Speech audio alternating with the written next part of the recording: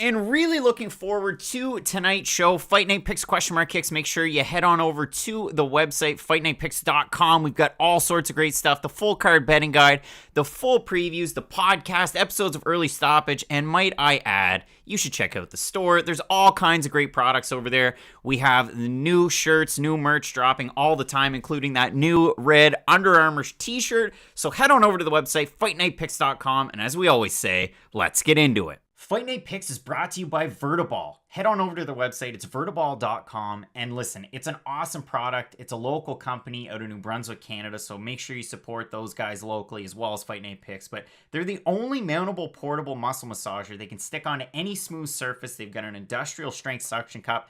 Can support over 100 pounds of pressure. You can get really into those deep knots. I have one here at home. I use it for my back and my shoulders from holding up that Fight Night Picks Pick'em trophy. But listen, make sure you check them out. It's a great product. Like I said, they're recommended by physiotherapists, masseuses, and chiropractors across Canada, the US, UK, and Australia. And they're used by countless professional athletes like Minkah Fitzpatrick on screen there, as well as Clelin Ferrell of the Raiders. So if you head into the cart, make sure you check them out. So I've got a Vertiball massager in my cart right there. Use the promo code FNP. You're going to save 10% off your order. You're supporting this company here that I'm very passionate about in New Brunswick, Canada, and you're helping out us as well. So make sure you check them out, vertiball.com, promo code FNP, 10% off your order. And without further ado, let's get into it.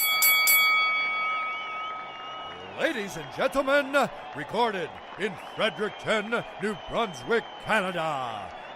It's time for Fight Night Picks with your host, Craig and Matt Allen. Oh boy, Matt, and we have a big show planned for you today. Fight Night Picks live with kicks here on this Saturday afternoon. Getting ready for the card with Alistair. Don't slide into my DMs. Overeem taking on the man, the myth, and the tattooed legend, Alexander Volkov. And Matt, tattoos and DMs aside, this should be a great card. I'm really looking forward to it. And listen, none of this could be possible without the fans out there with Fight Night Picks. So, like I said in the intro, head on over to the shop, fightnightpicks.com. We've got the Fight Night Picks baseball jersey. We've got the Fight Night Picks baseball cap. Hold that. We're not a baseball place. We're an MMA place. So head on over there. Check that out. You're supporting the channel. Good looking stuff. And overall, it is a really good card. Really appreciate everybody in the chat. And if you can help out the channel over there, make sure you hit up the super chat because this show is going to get very busy as we go along and preview the entire card from top to bottom. And as a disclaimer, Askar out of the fight against Cody Stamann. A lot of people were asking, hey, is there, maybe a replacement? Not when the fight falls out 50 minutes before we start the show. Not, 3 hours before the fight's actually supposed to take place. So, overall, really looking forward to this one. We are, 75 subs shy. So close. Of 20,000. And I never thought that was possible, but it could happen today. So make sure you toss the like and the sub if you're hesitant. And Matt, overall, it should be a great card. There's a lot of great fights here. It really should be. We were talking about it a little bit on Instagram Live before we were on here. So, yeah, before Kicks, come join us on Instagram Live. This is a really stacked card, and you had mentioned it too. This main card is much better than the pay-per-view that we're getting next weekend. Other than the main event next weekend, of course, Gilbert Burns and Kamaru Usman is a phenomenal title fight. But you look through the rest of that card, it's like, okay, your co-main event's Macy Barber, Alexa Grasso. The co-main event of today's card is Corey Sandhagen, Frankie Edgar. One of the greatest fighters of all time in Frankie Edgar. And Corey Sandhagen, one of the more exciting fighters in the UFC. So this card, top to bottom, is absolutely stacked, and I could not be more excited. It should be a great one. Jason hanging out. We got Akash Deep, as always. What else? AG, Eldar, you're here every single week. JJ's hanging out.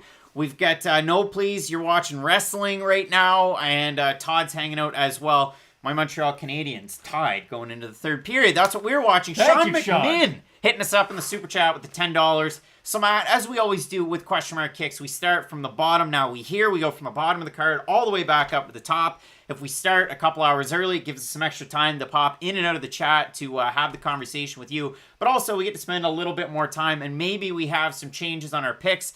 And let me tell you, I have one for sure that I said I probably would have switched anyway. But, Matt, let's talk about our possible fight of the nights here. And, Matt, we have two really good cards, or two fights rather, on our main card. We got somebody hanging out from Mid-Coast, Maine. Love Maine. I miss Maine. But overall, Brando wants an ooh yeah. You can get an ooh yeah we've got Diego Ferreira taking on Beneil Dariush. Matt, this is a premier fight in the lightweight division.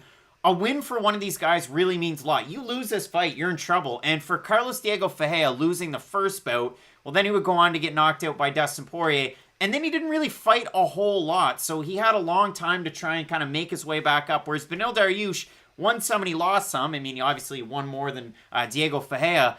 But he's a lot younger as well. So it's one of those fights where it definitely means a lot more for Diego Ferreira. But for Beneil Dariush, if you lose this one, it's still going to take you a lot of time to build your way back up. Not to mention the fact that there's not a lot of top 15 guys that are really going to want to fight either of these men here. No, 100%. And you really are right talking about that. Because for Dariush, he's had a few opportunities now to kind of get over the hump. Of course, he fights Edson Barbosa. He loses to him. He fought Michael Chiesa. He loses to him. When he does fight the elite of the elite, sometimes he does come up short. And it is kind of weird because Diego Ferreira, it's not like the mass, the mass casuals, if you will, really know who he is.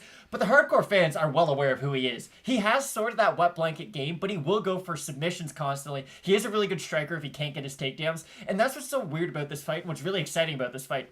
These are two guys who came into the UFC as primary grapplers. They were great at wrestling. They were great at jiu-jitsu. You look at the striking of both men all of a sudden, and both these guys could go out there and just purely kickbox their fights. So really excited for this, and I do think it'll be a very different fight than their first one. This should be a great one. As always, the Fight of the Night selections brought to you by Manscaped. Head on over to manscaped.com, use promo code FNP, and save 20% off your order and get free shipping.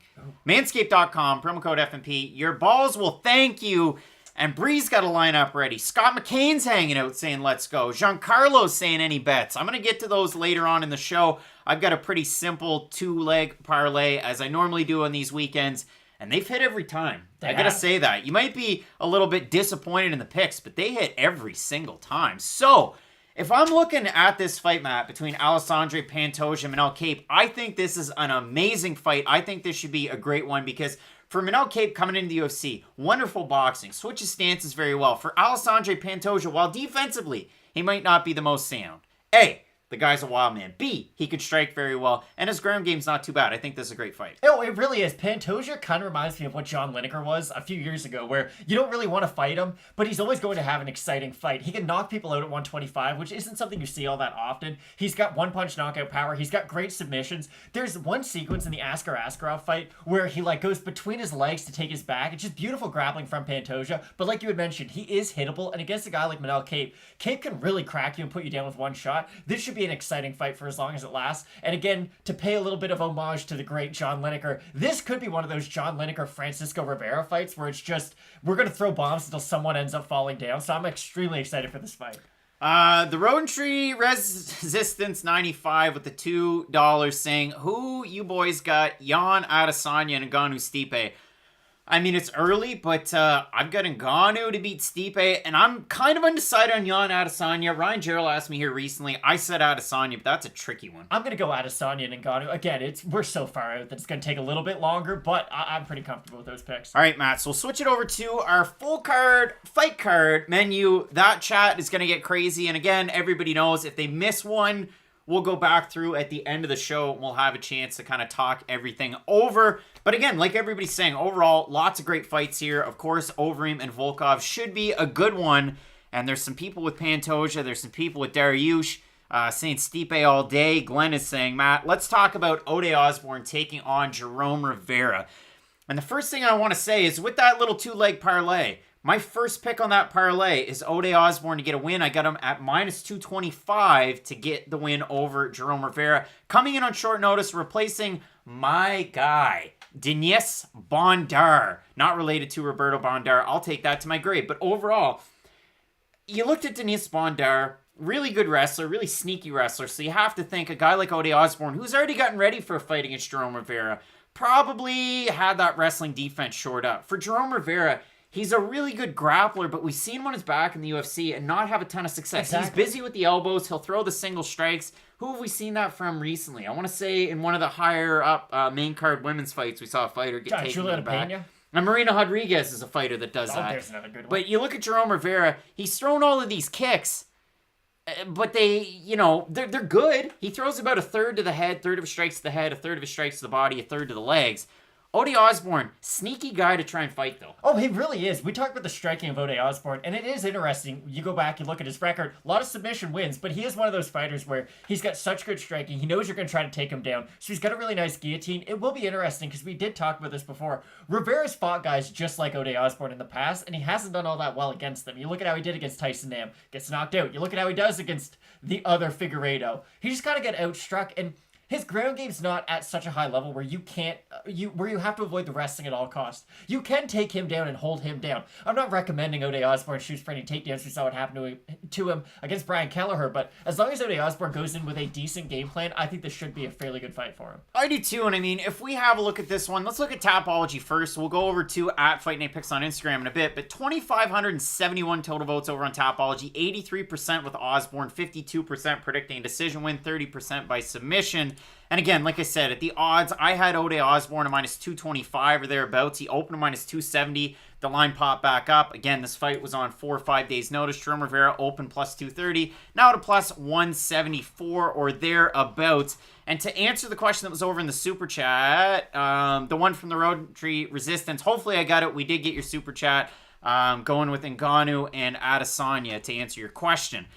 Benjamin said a couple times the Cody Stamann fight is off. It is off. Ben saying you're willing to lose $50 today. We'll throw it in the super chat and help with the boys. Or pick up some merch. I'm just teasing you.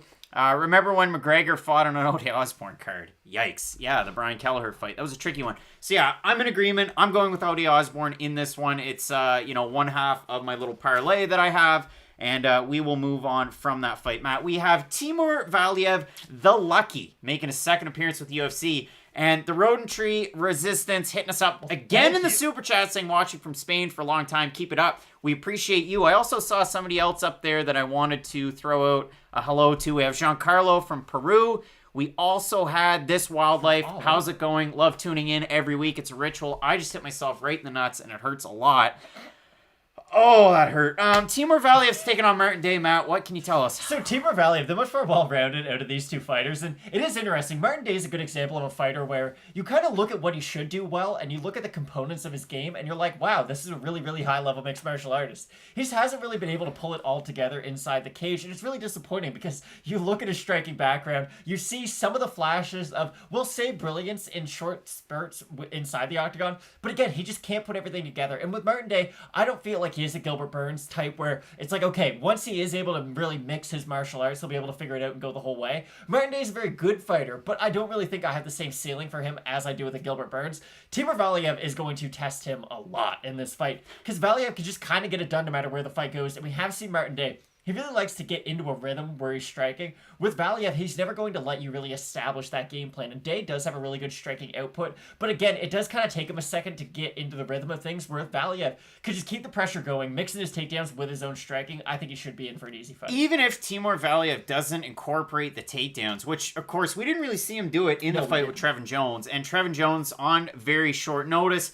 And he was obviously able to get that incredible win. It was just a short shot in tight as Valiev was kind of closing the distance once again, where Valiev stopped kind of putting out that output, and then all of a sudden Jones got him. Maybe Martin Day would be able to do something like that. But again, Timur Valiev hardly ever throws the same strike twice. I liken him a little bit to an Umar Nurmagomedov, and of course, we've actually seen it tried and true in MMA fights at a high level from Timur Valiev, where he's fought so many guys that you can see that consistency. That's what I want to see out of a prospect like Umar Nurmagomedov. I want to see a fighter like Timur Valiev after another, 8, 9, 10 fights. So for me, I'm going with Timur Valiev in this one. I'm not changing my pick. Let's go over to Tapology. We'll see what the people are thinking over there. 2,871 total votes, 95% Valiev, 40% by decision, 49% by knockout. It wasn't as cut and dry if you had a look over on the Instagrams at Fight Night Picks. I'll check it once I bring up the Instagrams. This is just poor planning. 83% with Valiev, 307 total votes. So a lot of people going with Timur Valiev. Oh, Jaynes is saying under 2.5 is a lock. Slot Fever is saying, is there any girls' fights? Slot Fever, I don't want to make fun of you, but that's a Stephen A. Smith kind of question. There are 2 women's fights back-to-back after our next fight. So let's talk about our next fight, Matt. We have Youssef Zalal taking on Seung Choi. And while I feel confident enough with Ode Osbourne to get the win over Jerome Rivera, and I like Timur Valiev to beat Martin Day, This is one of those fights that I can't say that I'm incredibly confident about a winner in this one. I'm dead serious. Youssef Zalal coming into this fight, a pretty decent sized favorite, open to minus 150. Now at a minus 240. If you look at Seung Choi, open plus 130. Now at a plus 193.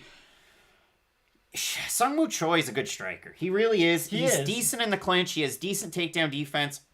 Youssef Zalal does a very good job of lateral movement, switching stances, mixing it up from head to body, and then going in with the leg kicks. He has really good takedowns as well if he can incorporate them. The trouble is, too, I mean, with a guy like Youssef Zalal, you're going to have a hard time fighting Ilia Topuria. We saw that in his last fight. And the trouble, again, for Youssef Zalal, he had the Austin Lingo fight, and then he was just fighting so often. And even if somebody fell off the card, will he take a short notice opponent?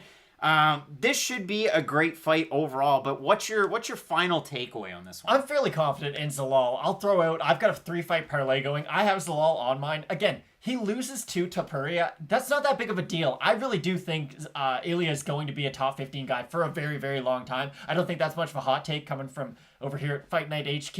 I really like Zalal in this fight. I like his ability to mix it up. And again, it's hard to say all these things because you do look at his last performance and it's like, okay, he did get out wrestled and he did get out boxed, but you really have to understand the level of competition that he was facing in his previous fight. I don't think Seung is on that same level, so I'm going to go with Youssef Zalal. And yeah, if you look at Seung Choi's last fight, it was against Suman Mokhtarian, who hasn't had a fight in the UFC since. And then again, neither is Seung Choi. But Seung Choi looked unstoppable in that fight. The only stopping was when he grabbed the cage and he lost the point. The Rodent Tree Resistance hitting us up again in the super chat saying Khabib versus Usman 170. You got Khabib. I'd probably go Usman in that one. It's tough. It depends on the cardio. Khabib at 170. I'll say Usman, but I have no idea. That's a tricky fight. The other comment that I really like from Donald E. Guys, big fan of the show. I've noticed you here a lot and saying you could totally see Choi here. I could too. That's why I'm not throwing this one in any parlay. My confidence level is pretty low in that one. There's a lot of people that are high on Youssef Zalal in the comments. That's fair. But don't say I didn't warn you, I guess. Now, we move on to our next fight, Matt. We have Molly McCann. What was it? Charlie Big Potatoes taking on Lara Procopio. And listen, Iowa City is in the house once again with Cody. You're not Cody Keller that plays for the Arizona Coyotes. But I look at this fight, Matt. Molly McCann let me down and made me look like an absolute donkey your last time out against Tyler Santos. Taking on Lara Procopio. Matt, Lara Procopio in her debut in the UFC at 135 pounds against Karol Hosa, who's in her next fight against Joselyne Edwards. Lara Procopio gave a pretty good account of herself in that fight. Like, I was honestly surprised with how well she did. We've got a shout out from Illinois from TJ Gavin. Appreciate you in the super chat. The super chat's going nuts so far. Like Cody's saying, I'm not betting on McCann. No. I wouldn't feel confident in this pick. I've had people in the comments and in the DMs really high on Molly McCann. Pump the brakes a little bit. Listen, I think she's going to win this fight. I wouldn't put any money on a Molly McCann fight. And Molly McCann's slowly falling into that like Claudia Gadelia, Paul Craig category where I just can't get a good read on their fights. And I can openly admit that. She's a good boxer, but I don't think she has like crippling power by any means. So I wouldn't expect many Molly McCann TKOs. But you do look at some of the fights where she had success. The Priscilla Cachoeira fight, and I understand Priscilla Cachoeira is not the most elite fighter out there, but Molly McCann's striking looked really good. She ate a lot of big shots. I thought she put a decent account of herself on in that fight. This will be an interesting fight because, like you had mentioned, the Procopio fight against Hosa was so close, and I do think quite highly of Karol Hosa. I just don't know stylistically this is a great fight for Lara against Molly McCann. I would never put money on a Molly McCann fight, even though I am going to pick her in this one. Jawan Gillis, what is up? John Thomas has Procopio. I have Procopio as well. So let's have a look at the overall topology votes. Get an idea what people are thinking. Oh boy, 2,961 total votes, 80% McCann, 91% predicting her to win by decision. Somebody brought up the fact that the odds were insane and they kind of leveled off. McCann opened to minus 400. That line has closed from last Saturday until now, big time. So minus 400 to a minus 130. Lara Procopio, the biggest mover and shaker on this card, a 63% difference in her line. She opened plus 300. She's at plus 107. I had Procopio early. Matt W saying someone put 24K on Procopio. Well, that's insane. I'm going Lara Procopio here. We're kind of opposite. And CN Kenobi saying you should show the lines and odds on each photo. They change from the time I make them at the start of the week to now. And they still change on the last day. I remember the question was a few weeks ago, who was it? Vinicius Mohea taking on Ike Villanueva, and the line dropped like 100 points in a day or 50 points. Like, they change a lot. Najai is saying the show starts in an hour and 40 minutes is when the first fights start. And Meat Boy MMA is going with Meatball. That makes a lot of sense. So, again, I'm going Procopio. You're going Molly McCann. And this is one of those ones that people early on, like 4 fight cards in, they're like, oh, look at that. You got that one wrong. I got it better. I know more. Okay, good job. Big deal. All right, Matt. We have Karol Hosa taking on Joselyne Edwards. And, Matt, we were really excited about Joselyne Edwards making her UFC debut her last time out, taking on Wu Yanan. And a good question from Jawan. You guys doing live commentary for Fight Night, just for the pay-per-view. So next weekend, we'll do one for UFC 258. That's a good question. If you missed it, you missed it. Alex Walker, we're looking at doing something with your question this year. If things will open up, we're doing something with that. Now, Karol Hosa taking on Joselyne Edwards. Joselyne Edwards has a lot of power. She can throw decent volume at the start of a fight. She has pretty good defensive grappling abilities. And a lot of people didn't agree with kind of the things that we said in the video, and they didn't really agree with it the last time out when we were talking level of competition. And listen, I'll say this. Pamela Gonzalez, no, this past summer. But that was a tune-up fight, and she picked up an amazing win in the first minute. So to me, that's impressive that you're able to do that. But if you have a fight against Sarah Alpar that goes all the way to the distance, the judges' scorecards, you lose it by split decision against such a good wrestler on the regional scene, somebody that made their way into the UFC. Can we stop saying such a good wrestler? Like, she's a good wrestler. Grappler. She's a good wrestler. But if I look at that, all of that, Joselyne Edwards is a great prospect, and then she fights Wu Yanan, and she looked really good. She looked good against Wu Yanan. Again, I think Joselyne Edwards has a really high ceiling. I don't know if I have her in that top 10 already. I do need to see quite a bit more out of her. The UFC's not doing her any favors right now, and this is the thing. The UFC's weird with who they do and do not want to promote, and I really thought Joselyne Edwards was a flyweight who maybe they're not going to promote her like they do with Macy Barber, where she's coming off a big long layoff, and she's already the co-main event of a pay-per-view next weekend.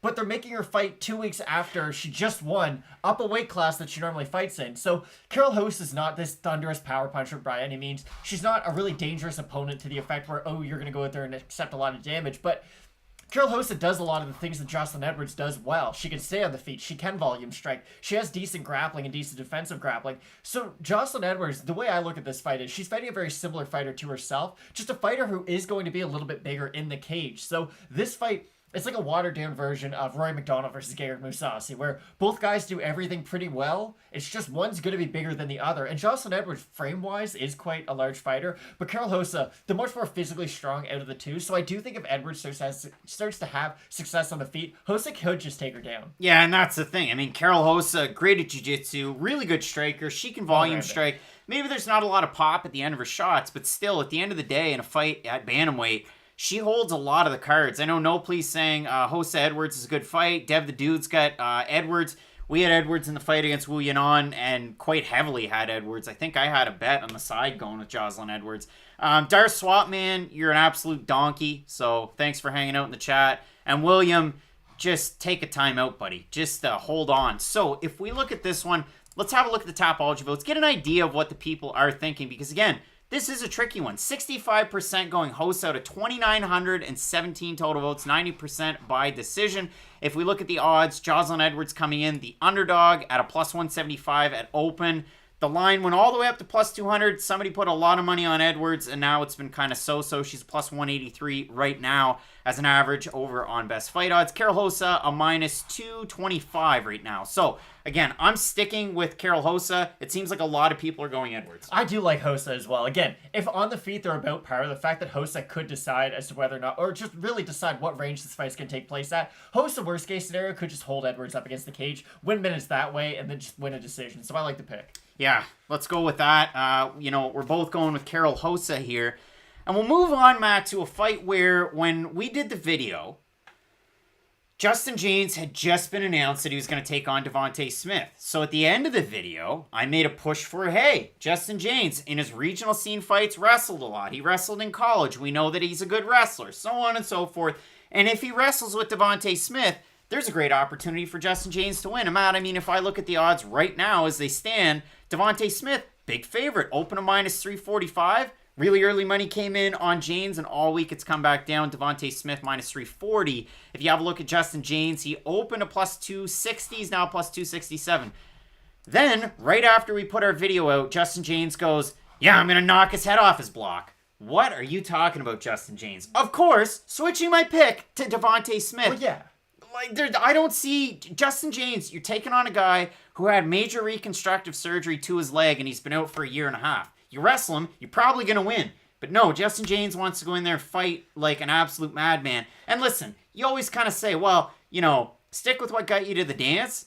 But you knock out Frank Camacho once and it's cool. And then you fight Devonte Smith. Like, Devonte Smith, I think, is really going to win this fight. I look like a clairvoyant all of a sudden, because I did say in the original prediction video before, I said, hey, Justin Jaynes has never wrestled in the UFC. I doubt this is the fight where he's going to start doing it. Again, he could catch Devonte Smith, because there's so many unknowns around Devonte Smith, or at least in my mind there is, because you look at what he does well. A thunderous puncher. He's got good wrestling as well.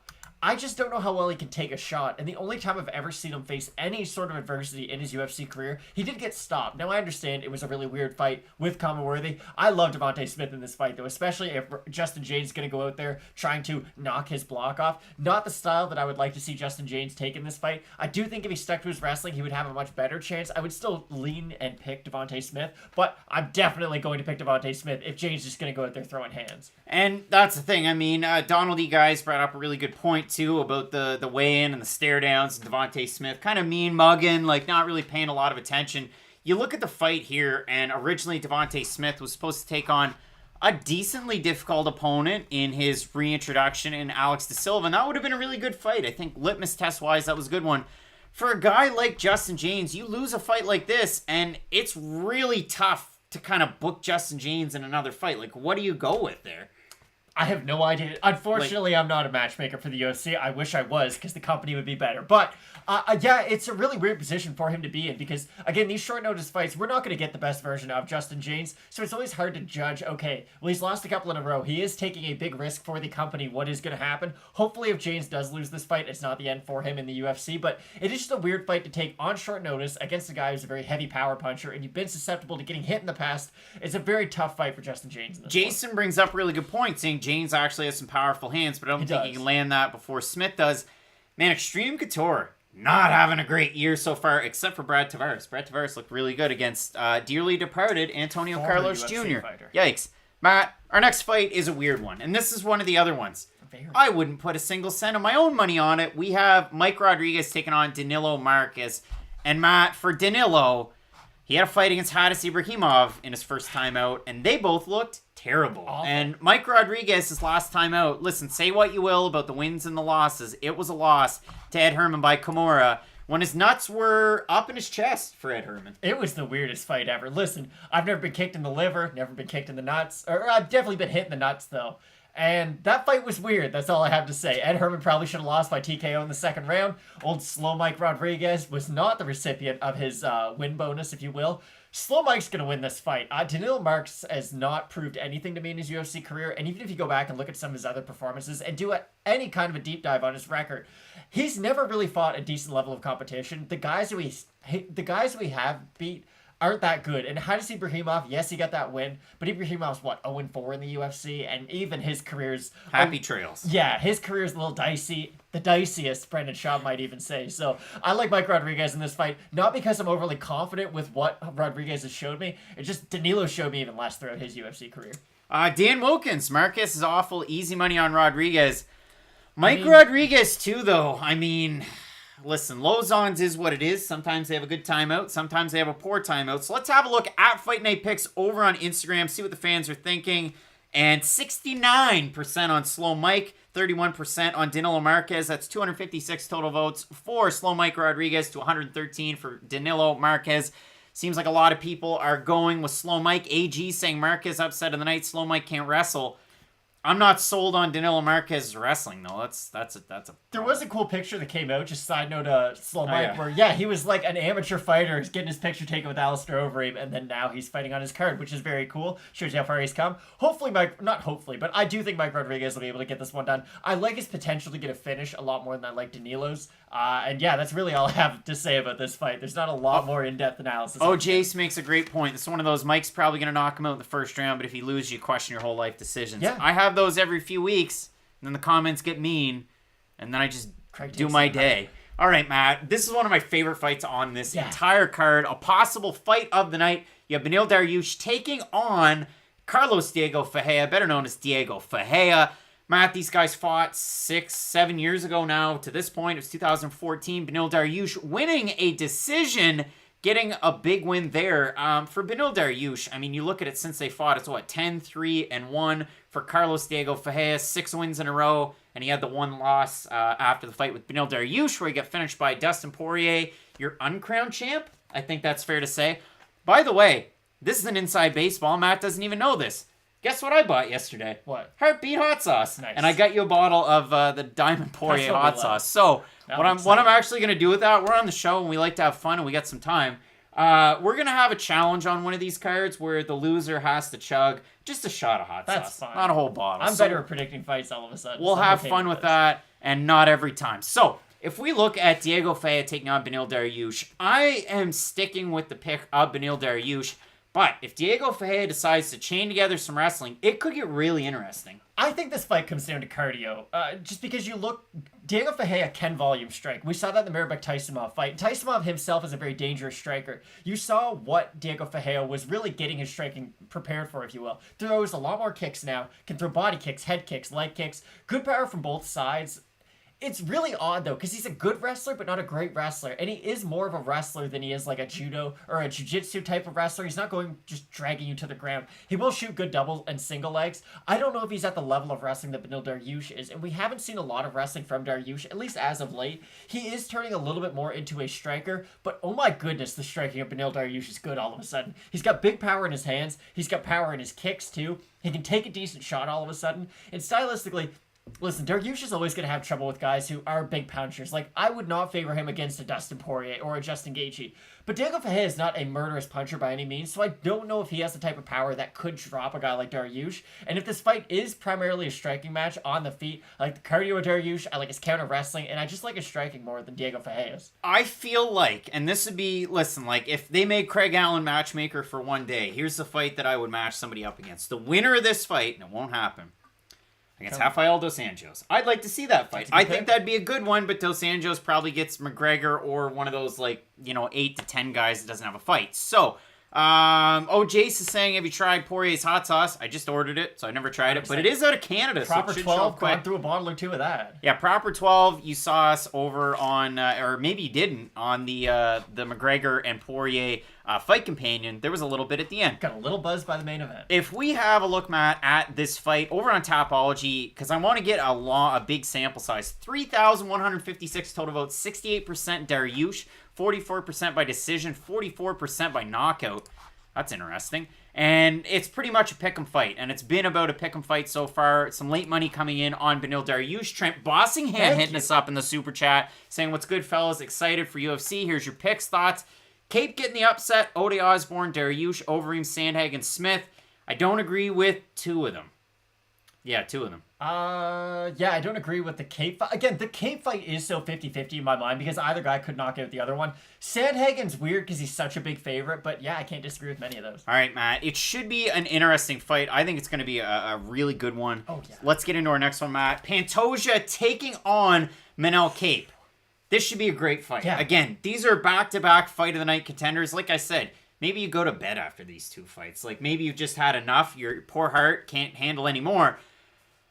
Pantoja can be kind of tricky. He can get hit. He can get out-grappled. He can get out-wrestled. But he is a good wrestler. He's a good grappler. And he is a power puncher. And he puts everything into most of his shots. Manel Cape, great footwork. Again, when he's coming in from southpaw, his right hook's his best strike. When he's coming in from orthodox, his left hook's his best strike. His footwork's amazing, and that's the thing that I just keep watching for more and more in these fights is, okay, how is this fighter's footwork? And there are a lot of fighters that are flat-footed. I also think to myself, when I move around, man, my footwork's terrible. Like, just in general. Basketball, hockey, I have terrible footwork. And then I look at these professionals and I critique them for a job, so I'm sorry to everybody that I've critiqued, but all this to say, I love this fight. I think both these guys are great strikers. It'll be interesting to see if Pantoja decides to incorporate some of the wrestling and grappling and how Manel Cape makes outside of a ring where he's been for quite a while with Ryzen and away from his wrestling shoes. Yeah, and that's really the reason why I'm so confident with my pick of Pantoja. And again, I know I said this is a 50-50 fight, but I'm going to be fairly heavily on Pantoja right now.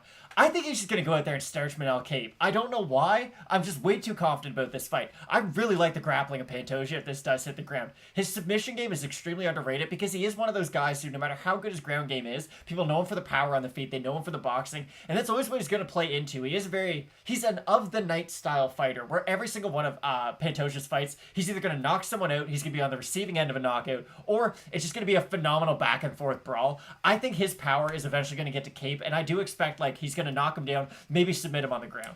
Great point. I just got to go up and then down. CN Kenobi saying go chase chickens for footwork. You're not wrong. That is a drill. MMA Genie's hanging out. How are you? What's up, guys? Phoenix Grays has Pantoja. No, please, 10 out of 10 fight. There was a pop and popcorn reference. This is a pop and popcorn 100%. Fight for the boys. And Garrett Rincon hitting us up with a $19.99 in the super chat saying, Pantoja, baby, love the picks for this week's my dude. I can't wait to see you chug some hot sauce.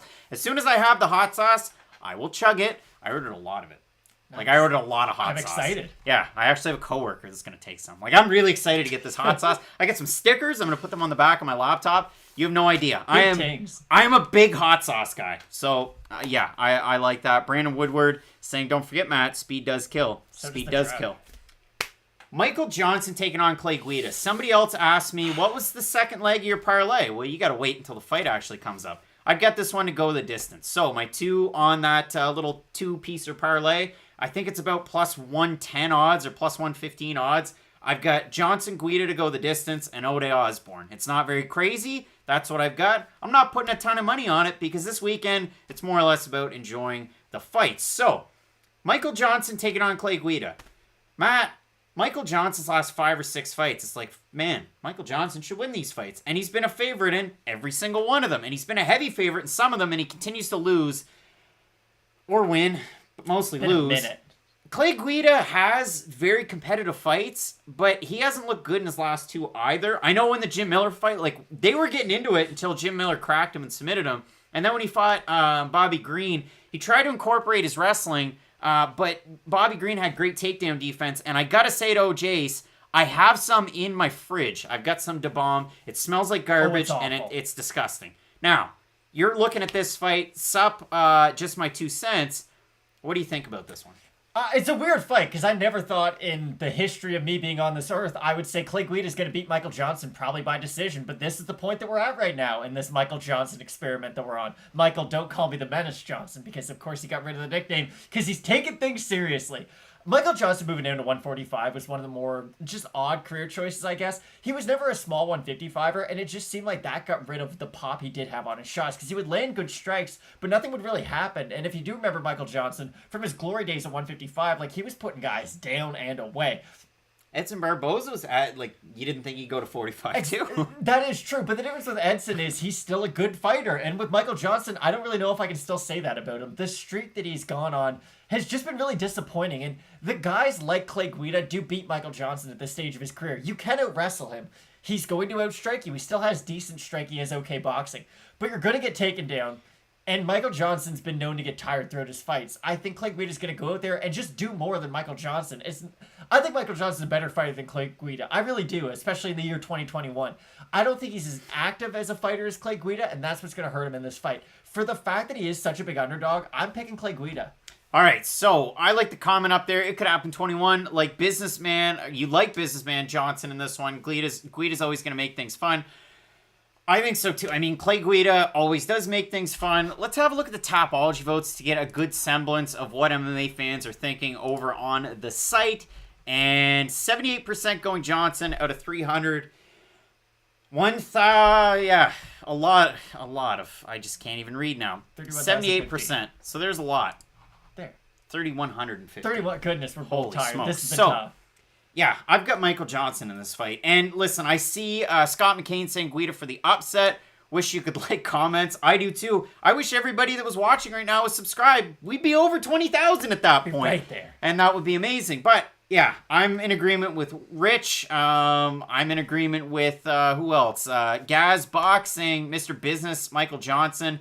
Yeah, I've got Michael Johnson in this one. Here's my thing, and you're probably right. Listen, Clay Guida's probably going to lose. Here's the thing.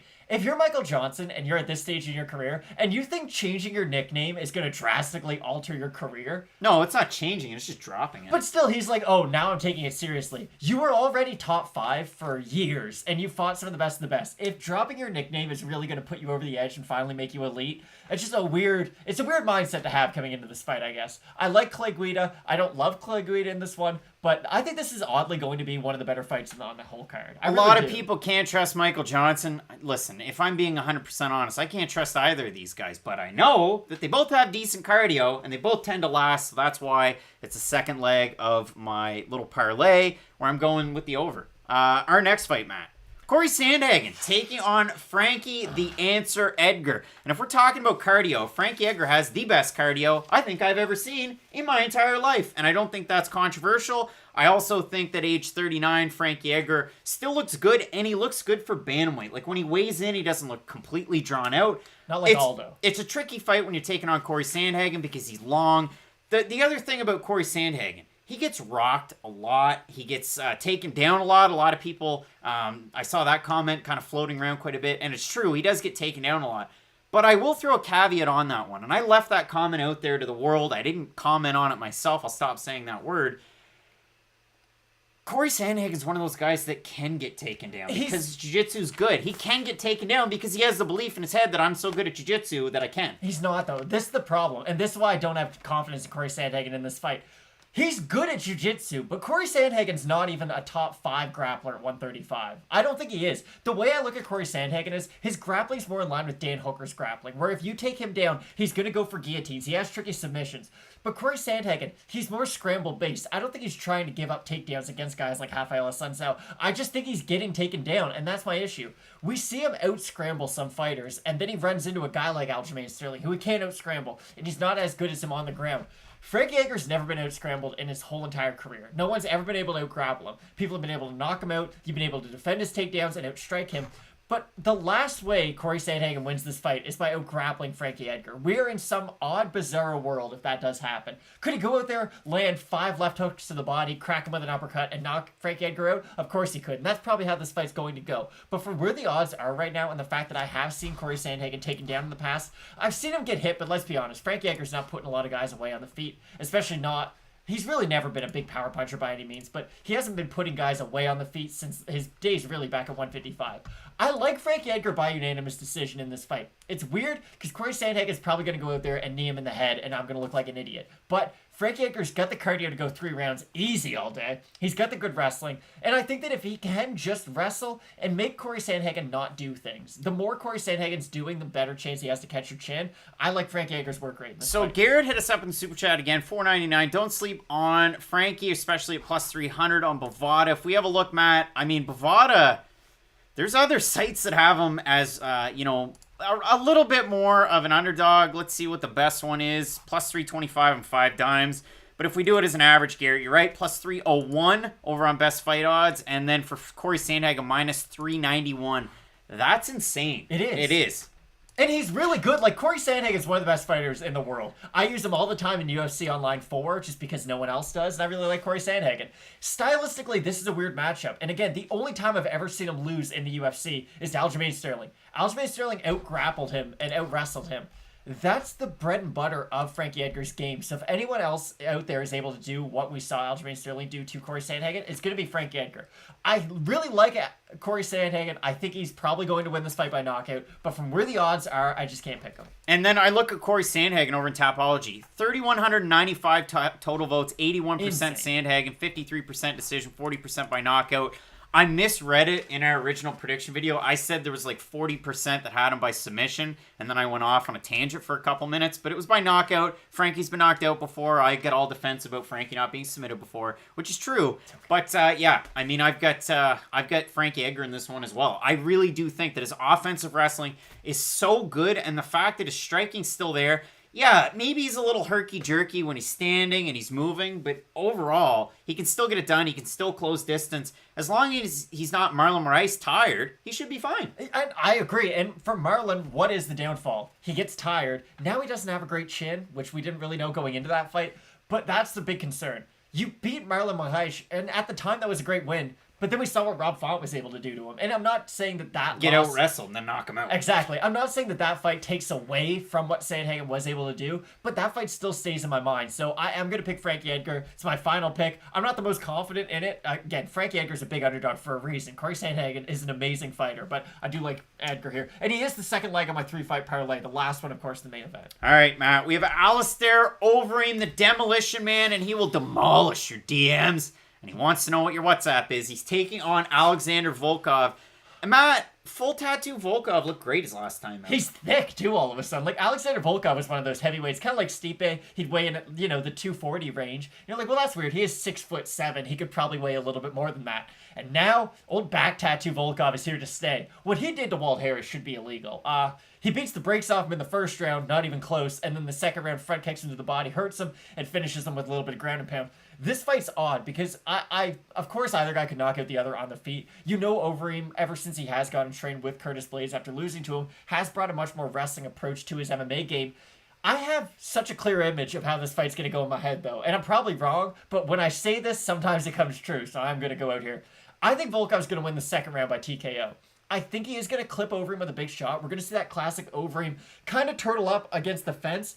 And Volkov's best strike is that massive uppercut. Overeem's shelling does allow uppercuts to get through his guard. And I do think Volkov's going to end up hitting him up against the cage and putting him away. Here's the thing, though.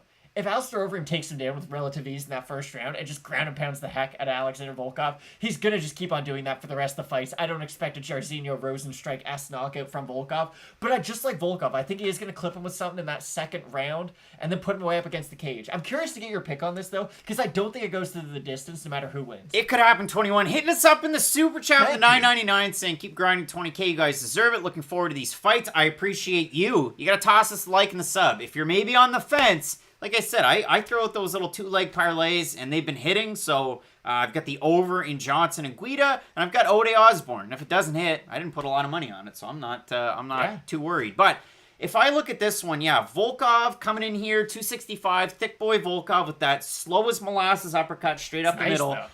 The thing with Volkov, if he incorporates his kicks, he could have a really good opportunity in this one. And that's a weird thing to say coming from a former kickboxing champion, Alistair Overeem. But Volkov just whips those front kicks right up the center. What's Overeem going to do? He can run to either side. He can do a good job, but then he's still on the outside unless he does grab it. But his wrestling takedowns have been kind of strange. Like, he grabs them in weird positions. Body lock. He goes for a lot of body locks. He almost goes for like a rugby clinch to try and take somebody down, and he gets it. I know that's a crazy thing to say, but that is more or less what he will do. I have a tough time seeing Volkov winning this fight. I know if Tim Rose is out there, I know your favorite fighter is Alexander Volkov, but this is a tricky one. So let's look. Topology, 3,227 total votes, 60% going Overeem, 75% by knockout. The 40% that are on Volkov, 74% have him to win by knockout. So a lot of people going with Overeem, but everybody pretty much going with a knockout win. I mean, Alistair Overeem got rocked by Walt Harris. He gets rocked in every fight. And here's the thing that Walt Harris and some of his other opponents couldn't capitalize on. If Walt Harris hurts you and tries to finish you on the ground, he's going to get tired and he won't be there for the other 3 rounds. If Alexander Volkov hits you with a flurry and you're still there, he's not going to get tired. And that's the thing I do really like about this fight, really regardless of who you are cheering for or who you're picking. These are 2 heavyweights who can go a hard 5 rounds, so this isn't going to be one of those, oh, well, it'll be great for 1 round and then we'll see 2 really tired, massive humans kind of slog around for 20 minutes. These guys are going to be able to fight for the full 25 minutes, which makes it a very exciting main event. I do like Volkov by TKO, though. I really do. And I understand your apprehension about that pick. The wrestling does go with Overeem. But on the feet, I've seen Overeem get hurt so many times at this point. And he does really like to do that shell. I could be wrong, but I do like Volkov. I like Overeem in the clinch. I like Overeem with his back up against the fence. I like Overeem on the mat. I like Overeem in distance. I like Alistair Overeem in a lot of these spots. So, again, I'm sticking with Alistair Overeem. Matt, this should be a good fight. I think we disagreed on 3 total picks, so we'll see what happens there. Let's go back all the way through, because I've seen a few people asking some questions. Joanne's got to do some research on Volvo. They're a reliable car, and the resale value usually sticks. I know you meant to put Volkov, and you did. So, let's look at it. Ode Osbourne taking on Jerome Rivera. Jerome Rivera coming in on short notice. This was a fight that was originally supposed to be happening late last year. It was scrapped. Jerome Rivera ended up taking a fight here in January against Francisco Figueiredo. He lost that one a few weeks ago. Osbourne supposed to be taking on Denis Bondar out of Ukraine. And now these guys get each other once more. What are you thinking? I like Osbourne in this. He's just a more complete fighter, and we've seen Rivera struggle against guys who stylistically match up very similar to Osbourne. I like Osbourne. I am also going with Osbourne. Our next fight, Timur Valiev taking on Martin Day. Man, I gotta say this. Again, we talked about this in the original prediction video. You were the one that was able to touch on it because I set it up. But if you look at Martin Day when he fights, there's things you like. Like, he looks like he could be a really good fighter, or he looks like he should have at least won the fights he was in. He was a favorite against Davey, who's still in Navy. Grant probably will be for life, and I had him to win overwhelmingly. I had Martin Day. And then he got knocked out. And then in his last fight, he takes on Anderson dos Santos, and he loses and he gets finished. And it's like, well, Anderson dos Santos isn't very good. Yeah. It just sucks to see Martin Day losing. I wish he was winning, because I actually like watching Martin Day fight. But Timur Valiev, man. Oh, boy. It's like me, every time I see Pascal Siakam do the spin move, I'm like, God, I hope it goes in, but he's probably going to throw it off the bottom of the rim. I like Timur Valiev in this fight. Again, I'm not the Martin Day stan that you might be. He is a good fighter, though. I don't think his record really reflects how good of a fighter he is, but Timur Valiev's got this one in the bag. Brandon Woodward with the comment of the day. No brainer. Not Martin's Day.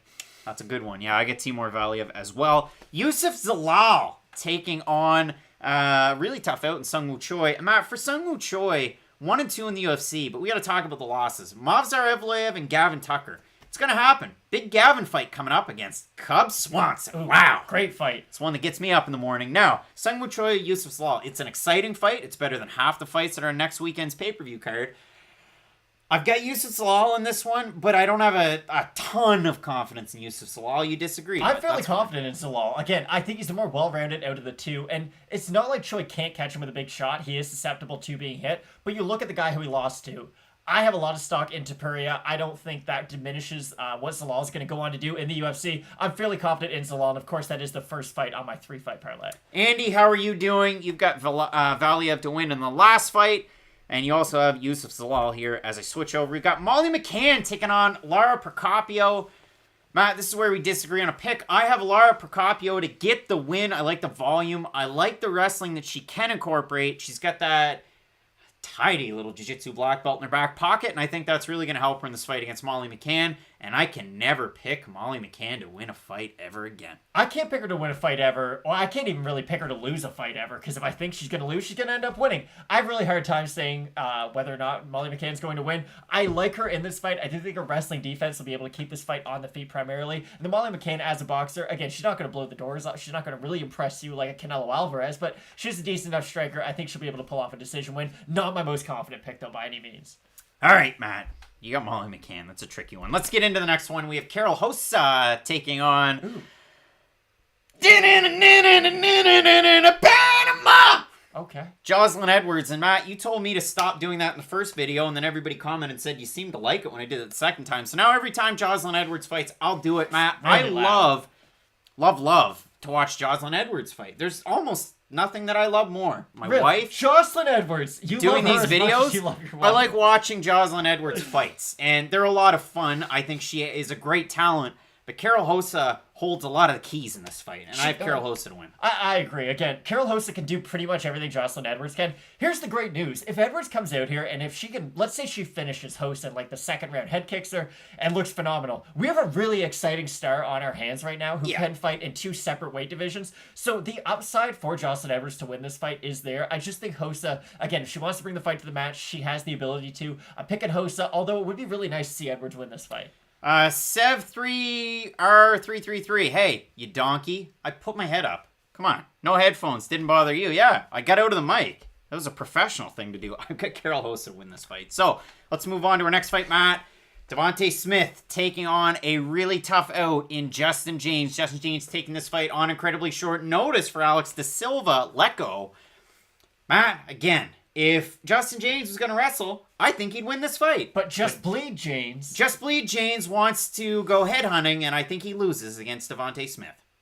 Yeah, no, I don't think that's a controversial opinion at all. You're going out there and you're going to try to outstrike one of the better strikers at his weight class. Again, I understand we've seen him get clipped. We've seen him go down. Devonte Smith still has thunder in his hands. I think he'll probably end up finishing old Jaynes. Oh, boy. All right, Matt. Let's look at our next fight. We have Mike Rodriguez taking on Danilo Marques, Matt. This is a really tricky fight to try and figure out because Danilo Marques hasn't fought the highest level of competition. Won his UFC debut against Hadis Ibrahimov. He's taking on Mike Rodriguez, who is wishy-washy at best and tend to lose fights that he should win. His last time out, he lost by finish against Ed Herman. But he pretty much had Ed Herman finished, so it was kind of tough. Yeah, there was kind of two results in that fight. Slow Mike won by TKO, but also lost by Kimura. Now, I would say it happens, but that never really does happen. And that was one of those weird, classic Herb Dean being Herb Dean. I like Slow Mike in this fight. It's just because Danilo Marques hasn't showed me anything throughout his UFC career. Beating Hadis Ibrahimov doesn't really mean that much to me, unfortunately. I like Slow Mike. I know he's coming off a loss, if you really want to consider it one, but I think he'll be able to get his hand raised in this fight. I watched the Kimura. It was a loss. It was, but not really, though, All right. CDF, Diego Ferreira taking on Beneil Dariush. Matt, this should be a great fight in the rematch. 6-7 years in the making. Going with Beneil Dariush, if Diego Ferreira won this one, listen, it'd be cool. I'd like it. It would be cool. Listen, I think either guy should fight Dos Anjos next. I'm slightly edging Beneil Dariush in this one. If Beneil Dariush goes out here, let's say he eats a few big shots, we don't really have those concerns about his durability, and let's say he finishes Carlos Diego Ferreira. I think stylistically he matches up as well with any of those guys in the top 5. I really do put that kind of stock behind Beneil Dariush. He's a phenomenal striker. The ground game is there. He's got good wrestling. He really has all those pieces that you look for when you talk about an elite martial artist. Again, maybe he never reaches that point to begin with, and I look like an absolute donkey. But when you look at Beneil Dariush against a guy like let's say, Paul Felder, a Dan Hooker, a Rafael Dos Anjos, sort of the lower tier of the elite guys at 155, I don't think it's wild to say that Dariush could beat any of those three. I think he has the higher ceiling out of these two guys, and I do see a lot of people saying, oh, well, Diego Ferreira is the dark horse of the division. So is Beneil, and he's 7 years younger. So. Yeah, that's the thing. Diego Ferreira has been around forever. He's 36. Exactly, and he's still a phenomenal fighter, and he doesn't really have one of those styles that says, oh, once you reach a certain age, you're really going to fall off. He is more of a grinding style guy, but Beneil Dariush, he's out there, he's in the trenches, he's gotten so much better at striking through his last few fights. I'm really high for this fight, or I'm really high on this fight. I think it's a really exciting one, and yeah, I got Dariush. Matt's really high for this fight. He's gonna Poor just word choice. light one up and get moving. And listen, a lot of people want those pop and popcorn shirts. You gotta buy out the merch, but you also have to help out the channel. Pick up the Manscaped bag. Listen, what's in here? Support for Fight Night Picks brought to you by Manscaped. We got some more Manscaped stuff coming up this month that's gonna be new and improved. But who's best in men's below-the-waist grooming, Matt? Manscaped is precision-engineered tools for your family jewels. If you pick up the Perfect Package 3.0, you're going to get the Lawnmower 3.0. And listen, there's a light there. I shave my nuts in the shower. I don't shave my nuts with you in the shower, no. But I shave my nuts in the shower alone. Separate shower. Without my wife. And I like that light. It does a good job. You're not going to nick your nuts. It has a ceramic blade. It's going to help with those grooming accidents. It comes with the greatest charging stand you've ever seen in your entire life. You put that bad boy on the charging stand, you put that on your vanity, you Zoom call with your best friends, and they're going to think, wow, I need that Manscaped bag. What else comes in it? Well, let me tell you, the Crop Reviver Ball Toner. You spritz a little bit of that on, you're going to have a good day. I did the other day. One of the best days of my entire life. They also have the Crop Preserver Ball Deodorant. It's like a salve. It goes on easy. It's great stuff. Cody Keller loves the Lawnmower, and CJ saying, listen, you're high on Manscaped, and it's good. Jeffrey says it's awkward. Is it awkward, though, Jeffrey? Because I know you have ball hair. You got to use Manscaped. Got to get rid of it somehow. They have the Weed Whacker. The Weed Whacker's great stuff. Look at that. It is the best nose hair trimmer that's out there, and that's not a joke or a lie. They didn't put that on the script. That's good stuff, because I bought these kits at Walmart in the past, and they're terrible, and they're awful. I finally threw the name out there. I bought the cheap brand out there before, and they suck. So, a lot of people are high on it. Joe's a dink, and yeah. So let's get back into it, Matt. We're talking about Carlos Diego Ferreira taking on Beneil Dariush, but we can't talk about our next fight before we do say you're going to get 20% off and free shipping at manscaped.com. Use the promo code FNP. It's 20% off and free shipping at manscaped.com. Code FNP. Your balls will thank you. I will thank you. Matt, let's look into our next fight. And let's see. We got T.O. Shot GG saying, hey, boys. Love the show. Thanks from Toronto. You're hanging out in the 6. Beautiful city. You guys are great. I can do without the cringe promo. Well, you got to check out and help the channel. I mean, listen, how are you going to help the channel and support the boys? Matt's working for the channel full time. You got to support him. Start buying Manscaped. This is how. Alexandre Pantoja, Matt. Taking on Beneil Cape. One of the tougher fights to try and figure out because Beneil Cape has great boxing. He really does. And he's such a fun fighter to watch. This is a Fight Night Picks pop and popcorn fight if there ever was one. Kyle Kelly, I know you're in for that. Branch Above, I know you're in for that. Anton J saying, let's move on. What's the pick here? I like Pantoja in this one. He's more well-rounded. If the fight does go to the ground, I like Pantoja a lot in this one. I like Pantoja, but not enough to put any money on it. Fair enough. And I'm going to sit back and I'm going to enjoy this fight. And then I get into the next one, and it's Michael Johnson taking on Clay Guida. I've got this one in the over. It's really tough to make a pick, but I like Johnson based on the boxing. Listen, his takedown defense over his career is good, but in his last fight, it was terrible. But that was more fight IQ, and that was weird. It was just a weird ending because he was winning that fight until he lost, which is a classic Michael Johnson staple. He's always winning until he loses, which you don't really see that all that often. So, I'm going Michael Johnson. I'm keeping the pick with Johnson. You're going Clay Guida. Michael Johnson's going to enter Bellator as a 19-17 fighter. Not a statement I ever thought I was going to make, listen, this is here where we are. So I think Clay Guida's going to get it done. I think this will be a really fun fight, though. I am really looking forward to it, but I do like Clay Guida in this one. Michael Johnson's going to be a good entrant in the PFL. Corey Sandhagen taking on the toughest of outs, the Iron Man, Frankie Edgar. The answer, Matt, this should be a really good fight. Frankie Edgar, great wrestling. Corey Sandhagen, great striking. Sneaky jiu-jitsu. What's the final pick? I'm going to go with Paul Pierce in the answer. I do like Frankie Edgar with this one. I just think Frankie Edgar, he can give Corey Sandhagen issues that we've seen Corey Sandhagen have issues with. It's the grappling. We saw in the Yuri Alcantara fight where he does well in the grappling, but you see him in some awful positions throughout that fight. Of course, I think Frankie Edgar's quite a bit better than Alcantara. I think Sandhagen's gotten a lot better since his first UFC fight, of course. Listen, if Sandhagen wins this fight, and if he wins it impressively, then I'm ready to say he is one of the elites in the division, but I just don't think he's going to get past Frankie Edgar. There's two fights on this card where, listen, if I'm wrong, like I look at it as if I'm wrong, like I'll get ragged on and my stats, they'll go down, whatever. You got the prediction out of it, you got the analysis out of it, and hopefully that means something to you, because that's what it means to me out of all of these videos, is we get to talk about it and break it down and spend more time on it. But all that to say, if Joselyne Edwards beats Karol Hosa, well, then I know that I have a superstar, or not a superstar, but I have somebody that's going to be up and coming and in title contention very quickly in Joselyne Edwards, and I'm all right if I get that one wrong. If Sandhagen beats the absolute piss out of Frankie Edgar, okay, then Corey Sandhagen's going to be around in the top 5 for a really long time, and I get that. But I'm sticking with Frankie Edgar as the pick here. I like the wrestling. I don't love the defensive wrestling out of Corey Sandhagen. And if he gets his back to the mat and Frankie gets, heavy on top, Frankie Edgar's the type of guy that stays busy on top. Like, he's not just going to sit in a position. Yeah. He's always moving and looking to land damage, do something, unlike some fighters. I know Jake Shields is always a prime example, but there's others. Cody Stamann. Call me out, Cody. Going with Frankie Edgar here, and it's just a shame that we didn't get that fight between Askar. Is it, though? And Cody Stamann. You know my feelings about Cody Stamann fights. All right, Matt. Our main event, we have Alistair Overeem taking on Alexander Volkov. Disagreeing on the pick here. This is your last chance to change it. I'm sorry. Listen, my buddy Tim is really going to like my pick. I like Volkov in this fight. I think the added weight is going to make it a lot harder for Overeem to get him down to the ground. I really like the pop in the end of his shots. And I do think, again, it's hard to say a guy's a better striker than Alistair Overeem, but Overeem won't have I can just get out of jail free with my clinch. It's going to be really hard to clinch up with Volkov because he is so big. So Overeem on the feet could have a lot of success. I just think Volkov's going to clip him at some point, put him down with a combination. I like Volkov in this, even like him inside the decision. Or inside the distance, goodness. Inside of the decision, Matt, I like Alistair Overeem. I really like Alistair Overeem. So, Mirage Master, that means a lot. The bets are on you and your analysis is everything. All right, well, that's cool. Matthew Doherty, why is Chimaev dodging me? I don't know. I wish he'd take the fight. I think I'm the real money fight at 170 pounds. I don't think I can make 85 tomorrow, but I think after a couple weeks, I could get right up there. Absolute Shred City. I think I could destroy the division. If you missed my pick on Jake Paul and Neeson Gibb, you saw the fancy work on the hands. You saw me working out in the snow, working my combinations. I looked amazing in that one. So if you just watch that height tape, I think I can do it. Donald D. Guys hitting us up with a big super chat. Enjoy the night, brothers. See you next week. We appreciate you, sir. That means a lot to us. I've got Alistair Overeem in this fight. I'm not changing the pick. I like him in the clinch. I like him to work in the takedowns. If he loses, do you think this is it for the Reem?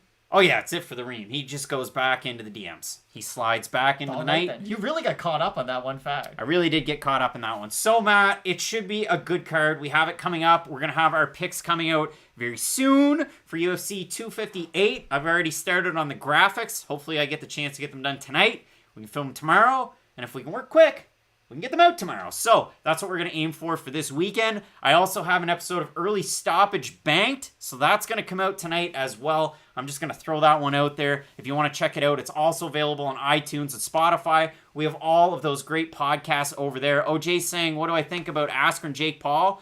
Nobody wants to know what I think about that one. I know you asked that one, but nobody wants to know that one. People get upset when I talk about fantasy boxing. Ngannou versus me at a catchweight, I think that'd be a decent one. I think I'd lose in 5 seconds. I mean, you'd have the cardio advantage for sure, but yeah, Craig probably lose to Francis Ngannou. Probably lose that one. All right, Matt, so we got a busy weekend ahead for Fight Night picks. Hopefully everybody enjoys the card, and you can check out the videos that are coming out incredibly soon. So, Matt, as we always say with Fight Night picks, let's get into it. Ladies and gentlemen, recorded in Fredericton, New Brunswick, Canada. It's time for Fight Night Picks with your host, Craig and Matt Allen.